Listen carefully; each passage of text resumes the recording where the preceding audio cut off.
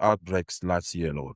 The question will be, how many sequences have we generated from those outbreaks? That's a Big fundamental question. The more you have the sequences for specific pathogens, the more you can actually develop target for diagnostics, therapeutics, and vaccines for the immunogens required to be able to. It could be now we are all figuring out. We're saying there's no vaccines for therapeutics for the current strains of Ebola that is circulating. But that's again the investment.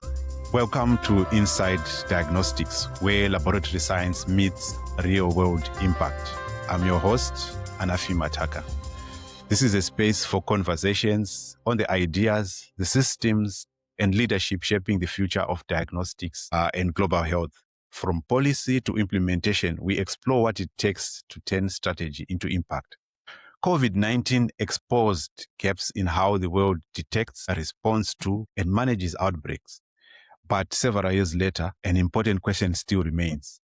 Are we actually better prepared for the next pandemic? To explore this, I am joined today by Prof. Nicaise Ndembi, who is the Deputy Director General and Regional Director of the International Vaccines Institute Africa Regional Office and a former Principal Advisor to the Director General of Africa CDC, where he played a key role in continental preparedness and vaccine manufacturing initiatives. Dr. Ndembi, welcome to Inside Diagnostics. No, thank you, Anafi, for the invitation. How would you assess global preparedness today? No, thank you so much. I think this is a very important and timely topic. First, the world is witnessing outbreaks of Ebola. In Africa, we have the DRC, we have now Uganda as well, a couple of weeks antivirus.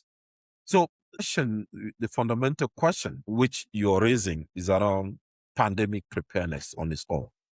The Africa CDC and the WHO, I think it's pretty clear, really developed a very comprehensive really framework for pandemic preparedness, prevention and response. And in 2024, 2025 combined, I think each year more than 200 outbreaks in Africa have been at least reported. Again, that shows really the importance of prevention and preparedness for outbreaks in general. More importantly, some of the really national institutions or international institutions have really been able to step in to support financially the pandemic funds, CEPI, the global funds, WHO, of course, and other partners, including product development partners like the International Vaccine Institute. The reason being, key steps are so important to be able to control or prevent an outbreak, starting with diagnostics. The African Science Laboratory Medicines, it's also playing a key role there, including find and so on, being sure that the first steps about detection through different channels have been established. The network of ensuring that the samples get to the laboratory for testing are in place, the quality standards are being made, and so on. But again, some of these are being clearly outlined into the International Health Regulations 2005 guidelines, including the joint external evaluation of the International Health Regulation.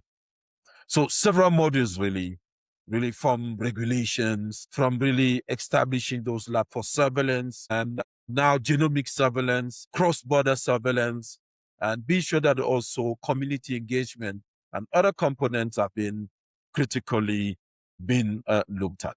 But again, as we speak, and the data there to support the index of readiness, I think we are prepared to some extent, I would say, to start a conversation. But not all really key elements are really been addressed. And I think this is where the relevance of this conversation comes in. Thank you. You mentioned that there is some index of readiness. What is that index? Is there anything that we use to measure? Yeah, there are several components, even just legislation, right? Then comes in functional National Public Health Institute, for example. Out of the 55 African Union member states, how many national public health institutes are functional to be ready to respond?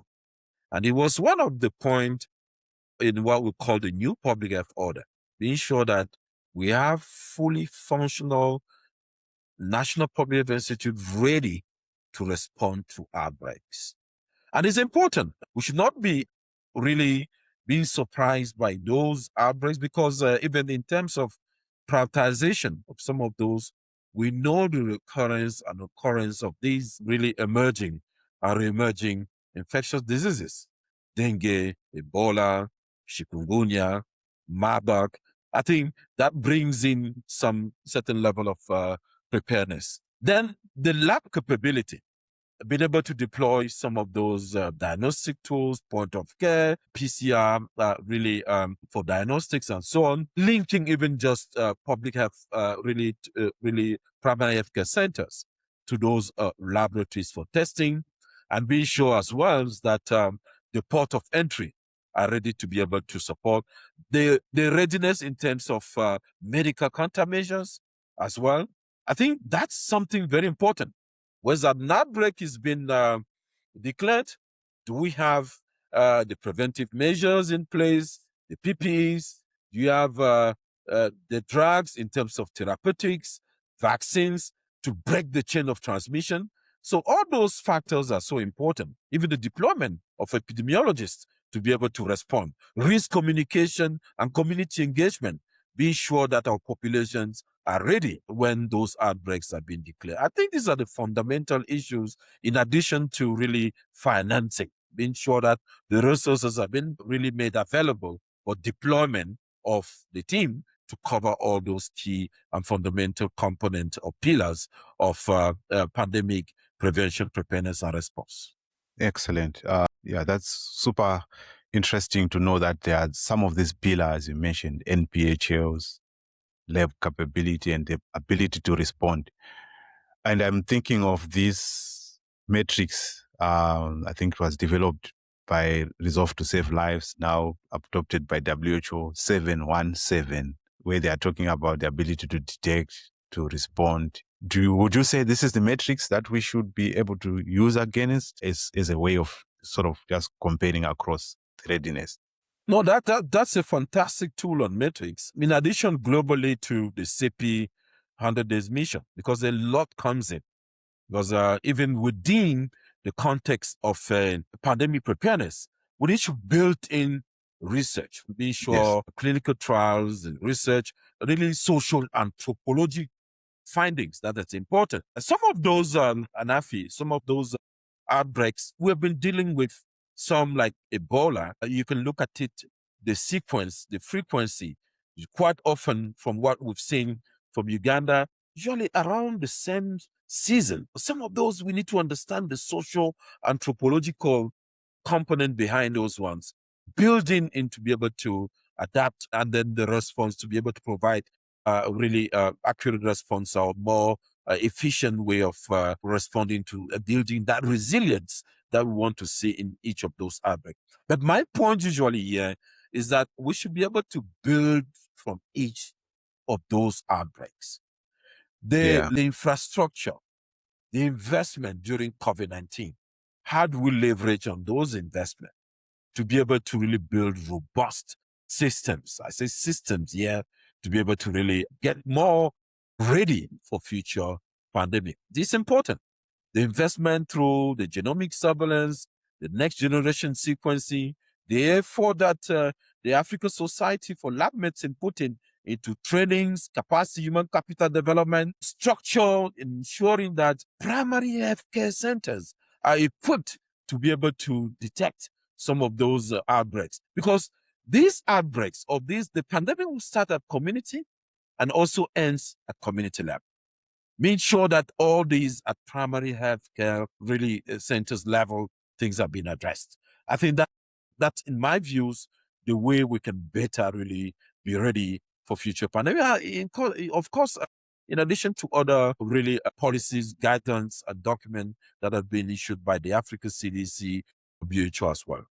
Yeah, indeed. Looks like there's been some kind of progress since the last pandemic from what you are explaining, some of the documents that are there, the regulations and things that are there. According to your opinion, do you think the progress that has been made is meaningful enough?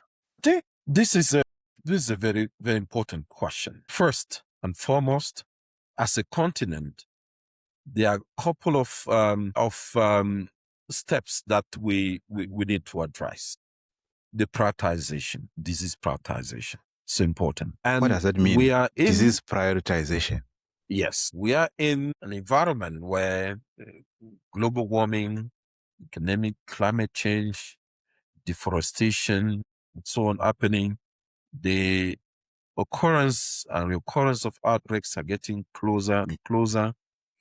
It means that at some point, a couple of really investment around establishing or providing resources for R&D to be able to have diagnostic tests, in this case, point of care, rapid diagnostics available for some of these pathogens. We shouldn't be caught by surprise by these outbreaks. I mean, the deployment of the rapid diagnostics when an outbreak is declared to be able to detect at scale.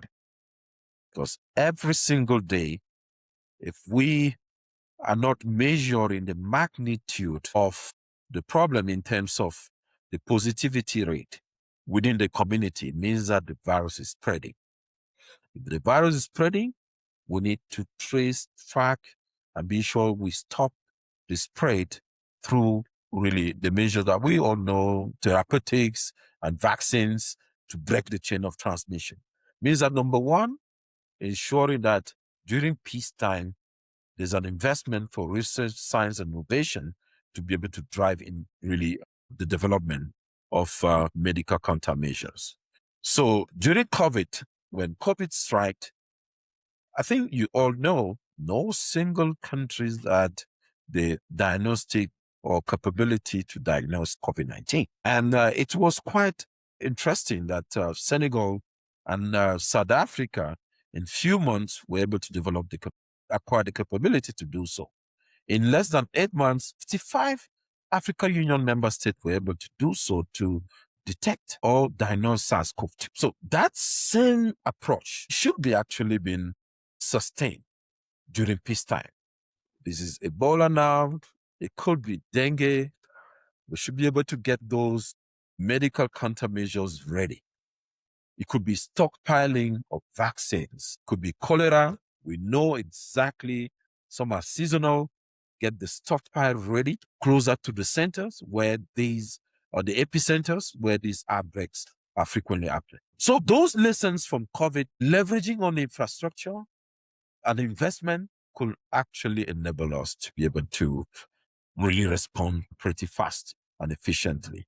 And I can take two examples. We've seen the Marburg outbreaks in Rwanda and in Ethiopia. Yes.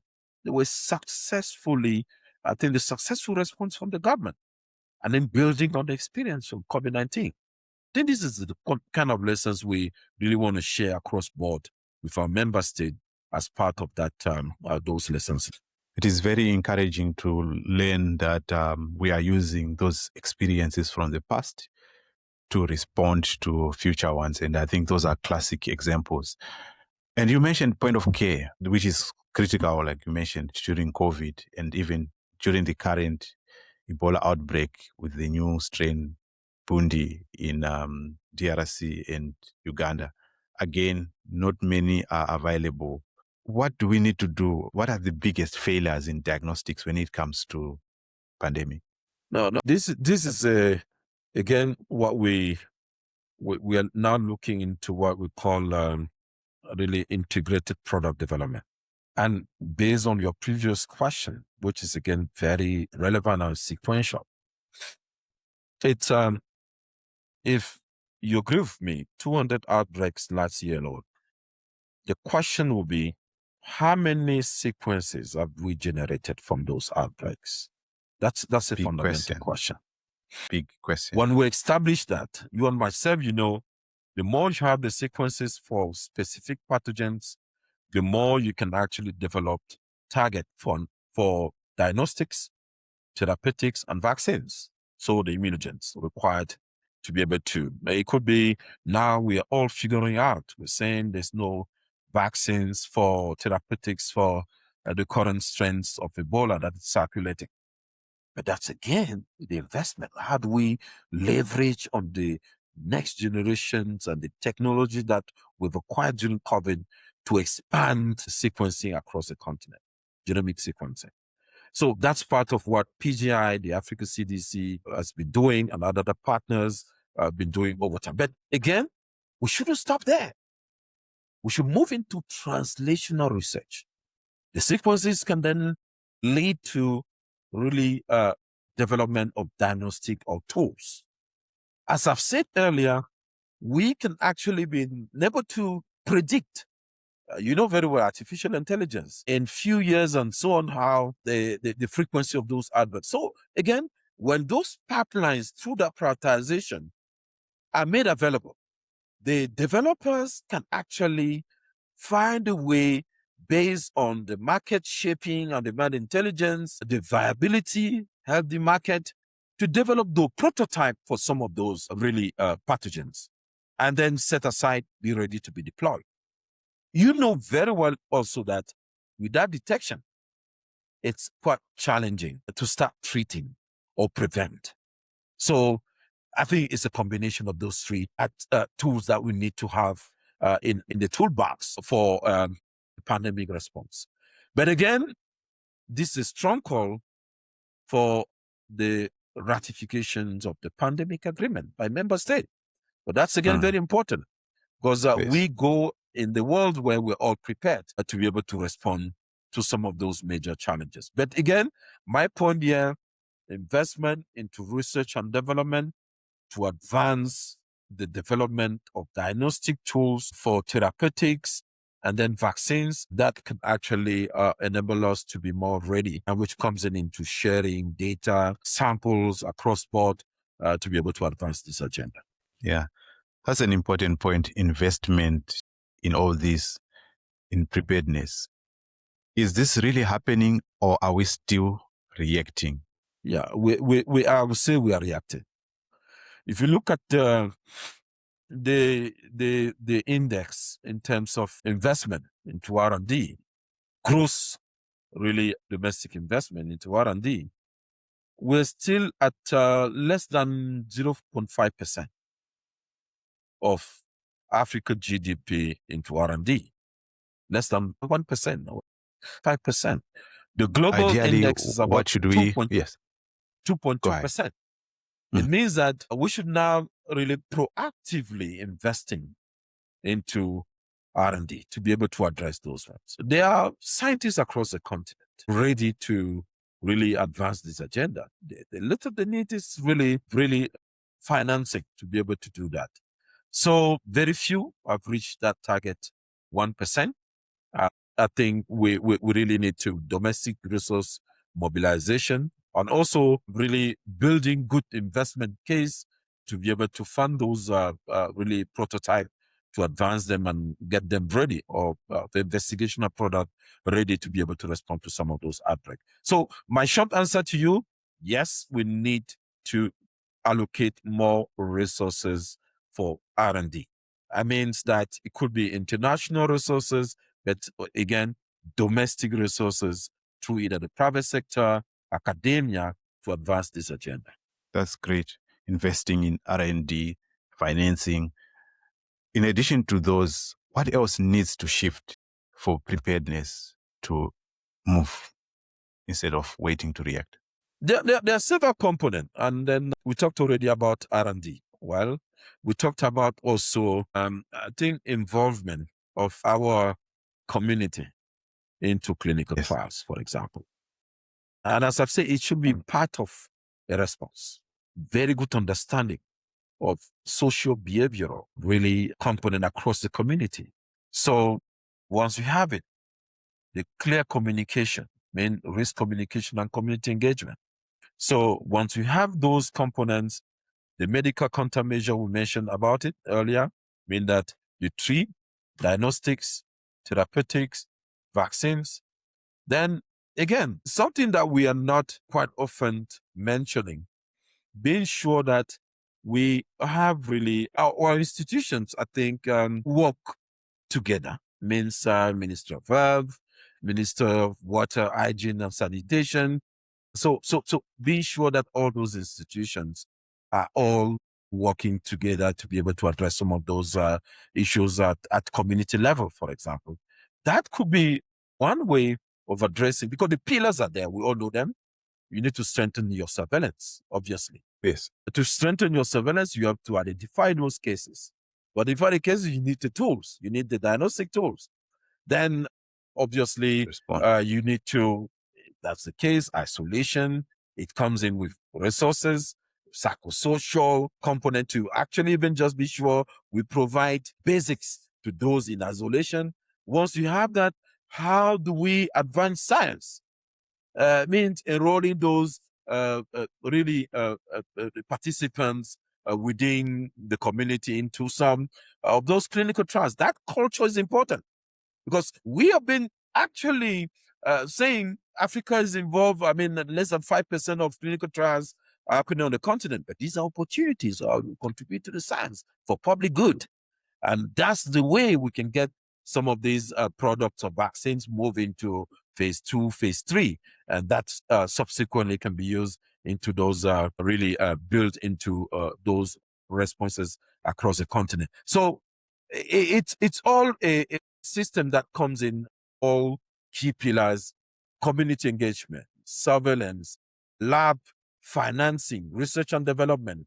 But again, I think that can come in also if we have resources. But something that I want to bring up, which is important, the Epidemic Fund, Africa Epidemic Fund. I think member state, that's a call also to invest, having resources set aside to be able to respond. As I've said earlier, these are not, it's not going to be one-off thing. If we have resources set aside, we're not going to be caught by surprise. We tap into those resources, respond to those outbreaks. The next epidemic or comes it, we are ready to be able to deploy epidemiologists to be able to do the job, and lab scientists and so on, and then community mobilizers to be able to really get some of the work done at community level. So I think the fundamental pillars, we all know them. It's good that we be sure that we will strengthen them those peacetime. Yeah, that's deep. I'm fascinated by the Africa Epidemic Fund. Are we making progress? Are we making progress? Maybe the governance structure, the governance structure, maybe there's a modality that I'm not quite sure it has been kicked off. Usually, some of these structures you might need to do a replenishment. Yes. Those meetings, the way the Gavi, the Global Fund, SECP do, so that member state can really pledge. We really want to be sure we have such mechanism on the continent, because this is something that is a legacy we're going to leave when it comes to pandemic prevention, preparedness, and response. So Africa Epidemic Funds, that's something. The pandemic funds from multinational and from the World Bank and so on can supplement it. But we can really have an alternative on the continent that can be able to really complement what is already been done by some of those the great job the Pandemic Fund is doing, for example, and other partners. I'm definitely bringing also into place a multi-sectorial approach into this kind of response. No single institutions can address this. It's usually a combination of multiple partners. But again, this is the call for the African Union through the Africa CDC to be sure that really it's fully operationalized and established, to be sure we have a mechanism, alternative mechanism on the continent to be able to address some of those challenges. Yeah, that's a promising infrastructure, so to say, in this quest to be prepared. for the future pandemics. I want us to pivot back to one of the key initiatives that you mentioned earlier on. You mentioned 100-day mission. What is the 100-day mission? In principle, I think it's a great concept in my views. 100 was not just a number. It could have been, someone can say, why not 200 days mission? It's basically based on the use of artificial intelligence and prediction. And during COVID, a lot will have been done within 100 days. If you had all the tools, when I say all the tools available, the number of deaths averted, because you look at number of deaths averted, within 100 days, I think if we had the vaccines, all the medical countermeasures, and then we recall at that time, Anafi was 60%, 70% to reach herd immunity, and so on. If all those were available within those 100 days, it would have been possible to contain that pandemic. So now, the way things are moving, how do we get all these studies around research and development, the family of viruses, all the product being ready to be sure that if there's any of those outbreaks among those families, we can get the vaccines ready and deploy within those 100 days. This is not something that will come in the 100 days normally, is that we get prepared so that once an outbreak is being declared, most of these protocols are ready, the regulatory approvals ready, because that's, again, something. If you're going to actually undertake a clinical trial, it's not just to roll out, no, there has to be a protocol ready. It has to be approved by the national regulators. And it has to now be able to really roll the proposal and recruit the participants in the study and be able to. So all these documentations, all the requirements and the basic requirements should be available so that within those 100, we have at least the necessary medical countermeasures to be able to respond. And then that boils down on the three that we mentioned earlier. But again, I didn't mention some of those, the monoclonal antibodies that could also be used across those medical countermeasures to be able to contain or curtail the spread of the virus. But again, this requires that a lot of those some of this effort have been done much more ahead of time. Thanks for explaining what the 100-day mission is. And I'm thinking it's a monumental task to really take, particularly from the African continent. And I'm looking at, we have the capabilities to be able to produce a vaccine, for example, within 100 days. And that's a unique challenge that the continent faces because of local manufacturing. What are some of those unique challenges that are peculiar to our continent that can also be opportunities within this context of preparedness in the continent? Yeah, I think you recall when COVID struck, we didn't have access to the vaccines, even 6 months into the pandemic. And the question and the fundamental question was, what does it take to manufacture the vaccines on the continent? I think we came with Africa CDC at that time, led by Ambassador Dr. John Kingasong, came to the statistics that everyone is using. 99% of all the vaccines that are being utilized are imported, only 1% produced on the continent. And then the point is, what are the enablers to be able to manufacture?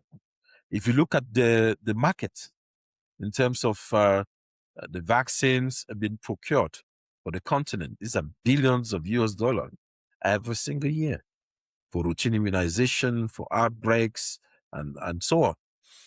So there were a few enablers that were identified in the Partnership for Africa Vaccine Manufacturing Framework for Action. Number one, the market shaping and demand intelligence. This is a continent of 1.5 billion. And with countries like Nigeria having the highest birth cohort on the continent compared to India and China, for example. Then comes in the research and development, what we talked about earlier. Comes in the human capital. We need to build, train the next generation of African scientists to be able to really aspire to move into science, technology, and innovation. That's the future. STEM science, that's the future.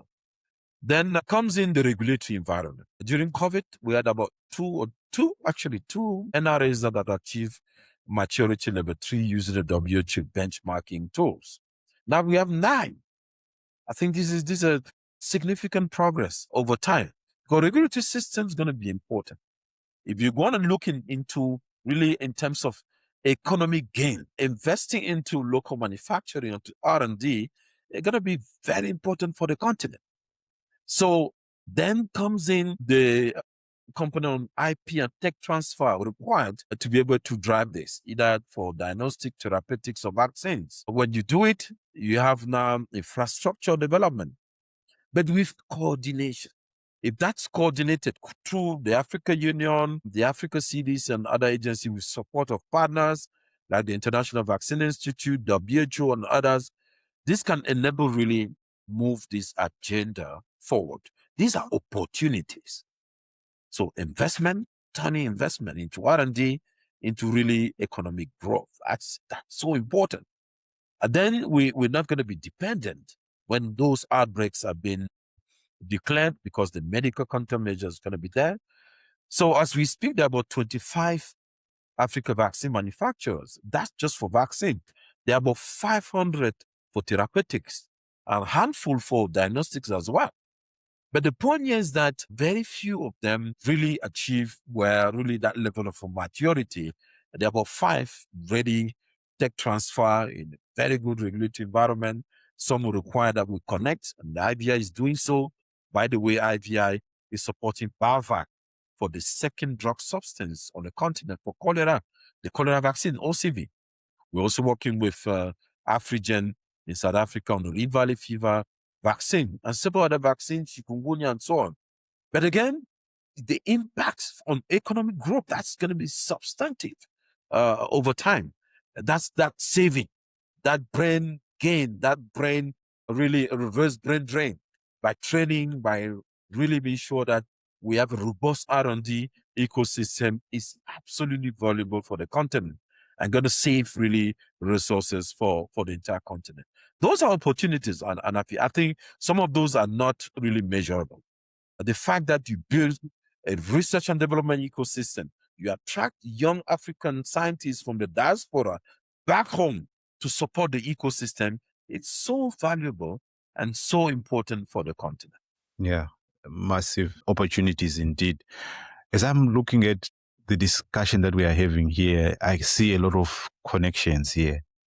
And I see now the role of diagnostics here, possibly helping us pick those that are likely to benefit from the vaccination. I think cholera is one example that you've mentioned. Sometimes you have the vaccine, but should we be giving everyone? What is the role of diagnostics here that is not yet fully achieved? No, I think the entry point, I'll definitely agree, is diagnostics. We all agree that's the entry point. Either hepatitis B vaccination at scale, you definitely need diagnostics at some point. So my point sometimes is availability, also accessibility, affordability, but more importantly, policy. When you mentioned cholera, for example, Yes. there's a reactive and proactive, has it been adopted by all member states or countries? Those are questions. But that's policy.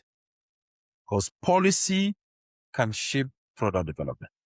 Let me make it clear. Let's say right now, the demand of vaccines for the past 10 years has always exceeded the supply. Always. So mean that we're always in shortage of vaccine for cholera. Why? Because maybe we have 2-3 manufacturers globally. And manufacturers is product development. It's healthy market. You don't manufacture when there's no demand, right? Okay. Yeah. This is a case where there's a it's demand. Not predictable. Yes. The market is not predictable. Demand is not predictable. So that certainty, demand certainty, all manufacturers, even for diagnostics, they want to be sure that there's a predictability, that advance purchase commitment. We're sure that We have 1 billion secured. Everyone will enter and get them ready for the market. But the point is, as we said earlier, we know we have epidemiological data on some of these diseases. We know the case fatality rate. We know the mortality, morbidity, the prevalence, and this is important. And this is where institutions like the WHO, the Africa CDC, and they're doing that very well. Got the PDVAC and so the Gavi, they have already mapped some of these antigen and say, this is those are the antigens. Obviously, there's a market opportunity here. But the point is that Anafi, you and myself, who funds then the manufacturers? It's primarily the private sector. Some very few public-private partnerships across the continent. But someone has to take a bold step in really supporting some of these manufacturers and the private sector to really get the business started. For some of the diseases of public health interest for the continent, you can name them: dengue, Lassa fever, all the list, the chikungunya, Marburg. Those are the really outbreaks, really that we all deal with on a regular basis. It means that if those commitments are being made, I think we're going to get it done in a couple of years, being sure we're already from the diagnostic standpoint and therapeutics, vaccines, and monoclonal antibodies. Yeah, that's quite insightful. It is always going to be difficult for industry. Most of the time, they are profit-oriented to make a product that they are not sure is going to be. And how do we move? We need a framework that sort of, like you're saying, guarantees that commitment. How it's done, I think, still has to be worked out. This is what I'm but this can come into, if we had built what we're saying, the Africa Epidemic Fund, some of these could be directed to address those ones and say, we're going to take a bold state, provide a premium, even if there's no market, because we know we're going to deal with this one. Then get the developers ready, get into and start working on product that could be deployed when there's an outbreak. But that's, again, will require funding, require commitment of some of those institutional continental agencies. But again, that's part of the market shaping and demand intelligence. But something that we didn't mention about ANAFI is the pool procurement. Because even by aggregating demand across the continent, and we've seen it during COVID, through the platform that was established by the Africa CDC, one platform aggregating demand, and so important from the economy of scale, can definitely reduce the cost and increase volume and give the availability and flexibility, and then so that the products are made accessible to our member state. I think those are the mechanism and instrument that we can leverage and to be able to address those gaps. Yeah, indeed, instruments for sustainability, as you mentioned. Nicaise, you have worked across major areas of outbreak response and global health security. Looking back on your personal journey, was there a particular moment or experience that shaped how you think about your work today? This is a continent we have enormous resources, human resources, and financial resources. Now is the use of the resources, and also how do we tap on the talent we have as a continent, the brain, to advance the agenda on this continent. So in my views, we need to start building a resilient system where, one, I mentioned earlier, we leverage on existing resources. One example, as an exemplar, I keep saying this, post-COVID, 46 National Public Health Institute equipped with next generation sequencing. Have we put to use those equipments for other diseases? It was not a COVID-based equipment. It could be used for any other disease to advance the agenda. So those are the alignment, both at national, regional, and then also continental level we need to see, so that we don't start over again from scratch some of these outbreaks. I'm not going to name countries, but there are countries when we went there for outbreaks, we needed to virtually start everything from scratch. And this is just less than 5 years after so you understand that and then that continuation of what we build on, that's what's going to make that resilience and success in what we're doing. And obviously, it's to say we just need to build strong systems. If we have those strong systems from the lab, excellent job from the African Society for Lab Medicine, FINE, and other partners. If we continue into that same direction, each of those partners in their own track and perspective, with support from government for sustainability, I think we stand really a better future for the continent. It's heartwarming to see that you have taken all these lessons, have made a way in terms of how you envision the future. You talked about the field. I remember at some point we were chatting on WhatsApp and you were like deep inside in the middle of an outbreak. And my question is, this work on pandemic preparedness and even outbreak response can be incredibly demanding work. Yeah. What has helped you stay motivated through such difficult periods? Yeah, I think the success enough usually it's when you're part of some of these responses and finally you control the spread. It is really, it's a personal satisfaction first before you put it at continental satisfaction. But each of us, you play your role and you bring the partners, you coordinate, financing, lab diagnostics. Instead of centralized diagnostics, you can decentralize, and you see it's working because you see now the turnaround time, but that's an indication that in fact you're testing and then the results are made available.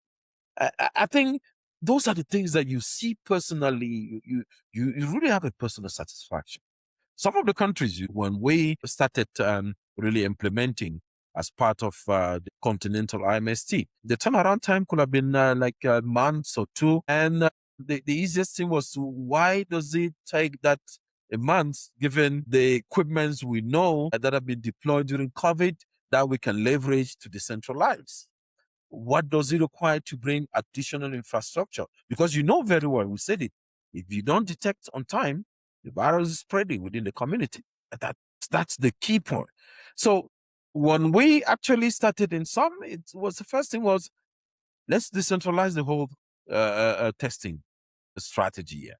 Then once that is done, you could actually have in real time your positivity rate across the different health zones or provinces. It's like now you have a clarity of your responses. But imagine if you have a specimen that has been collected, transported, referred to a central lab. It takes months and months before even the sample get to the community, back to the health zone. Probably the patient is already probably somewhere else. So it doesn't address the issue in the response. But one of the things, again, during those responses is being able to disseminate enough information sharing. We published enough data during Mpox than any other outbreaks. And this is important because the information from a country, maybe Burundi, might be useful for a country next door, Sierra Leone. And so that information sharing, and that comes in through publications and other means of communication. So that satisfaction, being able to share knowledge across board, contribute to a continental agenda, it's so important. And I have colleagues, they're still there. I think that's the joy, that's what drives them every single morning. Even during the course of an outbreak, how do you get the real or the medical countermeasures available for the member state? How do we get research proposals being approved by national ethics committees and so on to advance the research really piece or pillar of the response? Those are the components that are so important for all of us, that when we are really in the field trying to advance and then stop the spread of some of those viruses or outbreaks. That gets you moving every day because of all that. You mentioned an interesting point. There was so much knowledge sharing and publications within the Mpox response than any other. It looks like we have been learning from lessons from the past. What else made this possible? What was different this time, unlike the other past outbreaks? No, that's the first thing was this one continental plan. That's and this was What does that mean? it, One continental plan. yeah, no. One M&E, one continental plan, one response. So one budget. It was one of those experiences. There was one of those experiences where the first time you have WHO, you have Africa CDC, you have other partners like UNICEF and so on, WFP, each coming with their really strength to address responses around a disease. So Okay. that was the first time. If you look at the Lusaka agenda is one of those instruments I talked about, where there are several initiatives, but there are good things within those ones. And those, if we really implement, we stand a better chance to have a great continent, great readiness in terms of pandemic preparedness, prevention, and responses. So that one was one of those where all the partners came on board, and each of those have their strength, and they were able to put all the expertise, knowledge around the table. We're sitting in one IMST, where all Africa CDC, colleaguing WHO, and other partners, those in treatment, those in psychosocial, psychological support, those in community engagement, risk communication, all the expertise required in the room. There's no way we shouldn't have been successful in that kind of response. That was so important. We're not going in a fragmented way. We really went there in a very coordinated way. And there was one single plan for the continent. I think this is important, and those are the lessons learned. And then I strongly believe for future outbreaks, that could be probably the way and should be the way to move forward. And then it avoid duplication of effort, wastage in terms of resources. And then we'll address some of those and advance really the way we work together in the future.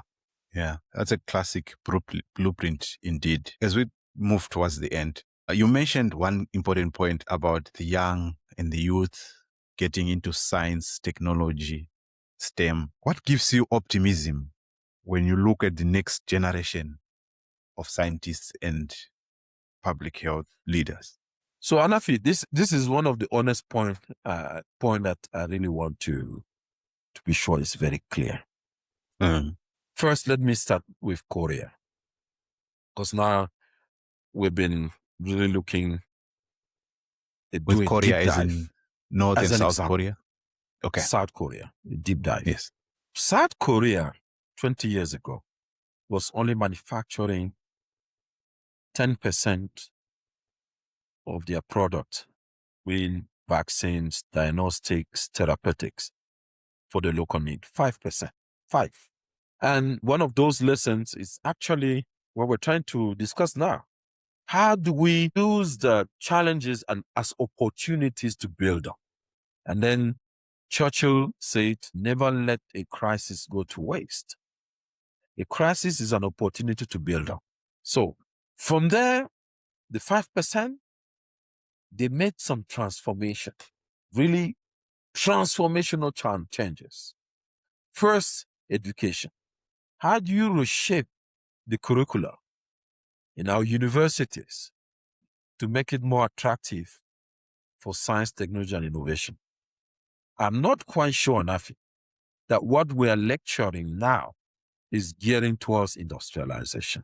We're saying we need to manufacture 60% of the medical countermeasures, diagnostic, therapeutics, vaccine by 2040. But have we reshaped the curricula, universities to adapt to that? That's my big question. And currently we're working towards that. How do we work with some of those universities across the continent to tailor or introduce new modules around that. That's the only way. If you're looking for someone with experience in chemical engineering or clinical trials or biomanufacturing or virology, cell immunology, that will contribute to R&D. Except if we are expecting those to come from somewhere. But we need to start home. Academia, curricula, reshaping towards industrialization. The second, we talked about it, financing model. It's time for us. We know what's happening with ODA cards. I mean, all these aid donations and so on, all what's happening in 2025. It was not a good year for global health. So, but the point is, it could be also, how do we self-sustain what we're doing? Sustainability plan with our government stepping in. We talked about it already, into funding some of those mainstream. Okay? That's the way you build into, be sure, a strong system. So funding, financing, human capital development, of course, research and development. So all those three were key ingredients for South Korea. Now, I can tell you, South Korea is really it's the engine, the local manufacturing. They are now at 60-70% of production.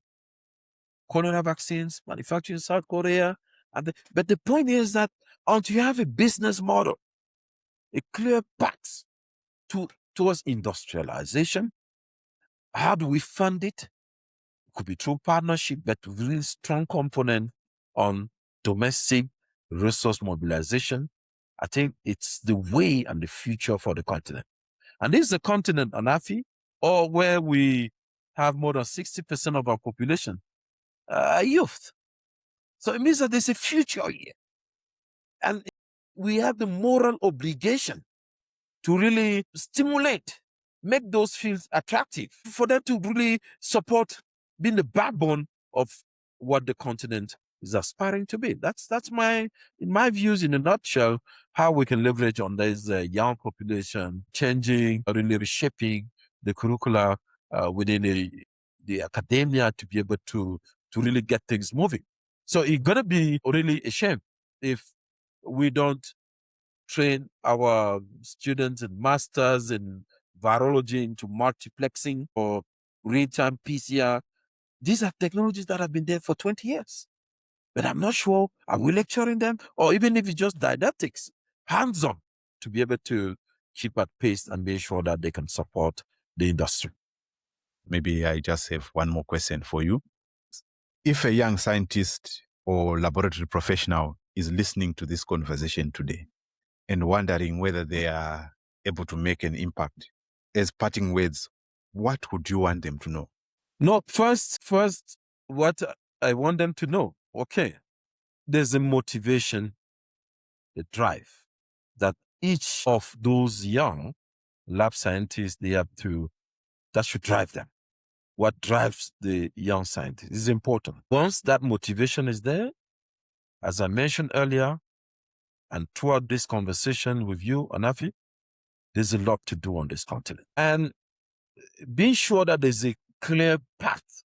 What do we want to contribute to this whole global agenda on global health, right? Quite often, they don't really know what they want. What do you want to contribute? What is your contribution to the whole global health agenda? I mean, a lab scientist, we talked about it, there's a clear path. I mean, we know this is a continent. We have gaps in terms of knowledge to advance into local manufacturing, localization. Just there is enough to be able to build something on it. Meaning, we know exactly that very few diagnostic tests are being manufactured on the continent.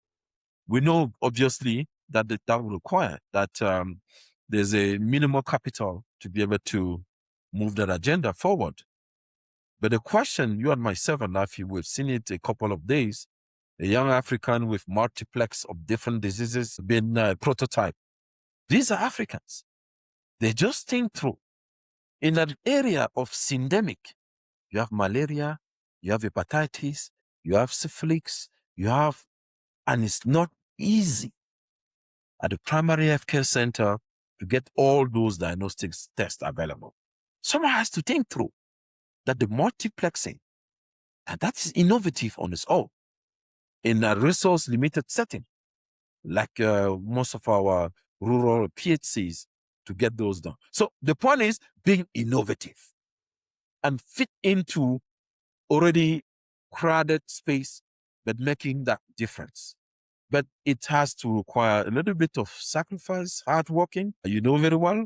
And after you and myself, you know how I recall you moving things left and right to make it happen.